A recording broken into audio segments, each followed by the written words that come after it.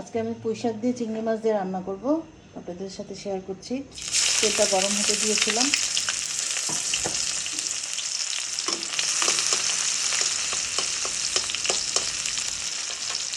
তেলের মধ্যে পেঁয়াজ দিয়ে দিলাম। আমি সবসময় পেঁয়াজের মধ্যে লবণটা দিয়ে দিই আগে।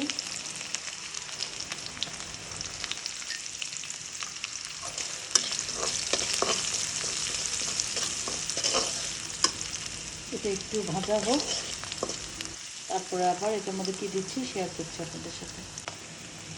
এখন একটু পানি দিয়ে দিচ্ছি। পানির মধ্যে যে চিংড়ি মাছ বাছা, ছোটো চিংড়ি,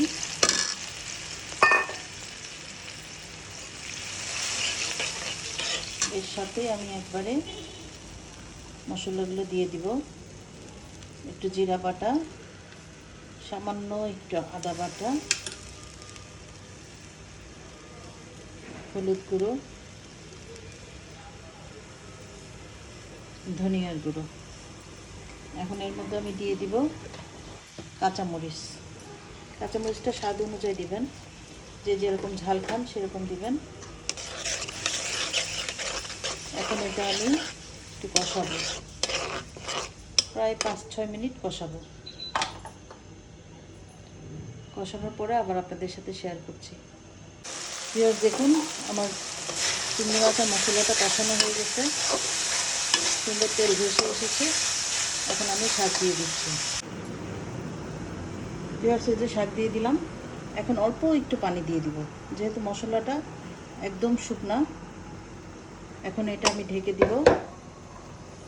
ঢেকে ঠিক 2-3 মিনিট পরে আবার আপনাদেরকে দেখাচ্ছি। এখন আমি এর উপরে একটা ঢাকনা দিয়ে দিলাম। ঠিক 5 মিনিট পরে আবার আপনাদের সাথে শেয়ার করছি। ভিউয়ার্স, এই যে আমি 5 মিনিট পরে ফিরে আসলাম। এখন আপনাদের সাথে শেয়ার করছি।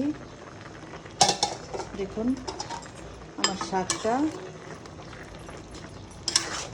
গলে নরম হয়ে গেছে। আমি এখন এটাকে আর ঢাকনা দিব না। আসলে তরকারিতে ঢাকনা দিবেন না, ঢাকনা দিলে তরকারি কালারটা চলে যায়। এটা দেখবেন। এখন এটা আমি আরও 10-15 মিনিট রাখবো। একটু পরপর এসে নাড়া দিব, তারপর ফাইনাল লুকটা আপনাদের সাথে শেয়ার করছি। ভিউয়ার্স, এই যে আমি 5 মিনিট পরে ফিরে আসলাম।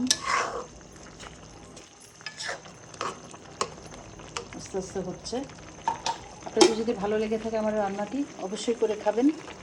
আর আমি একদম ঝটপট অল্প মশলা দিয়েই রান্নাটা করি সবসময়, তার জন্য আমার পেজটার নাম সিম্পল রেসিপি। অবশ্যই চুলায় গ্যাসও নাই, একদম স্লো এর মধ্যে রান্না করছি, নাহলে এতক্ষণে হয়ে যেত। আর 5 মিনিট রেখে আমি বন্ধ করে দিব, নামিয়ে ফেলব। পেঁয়াজ আমি ফিরে আসলাম।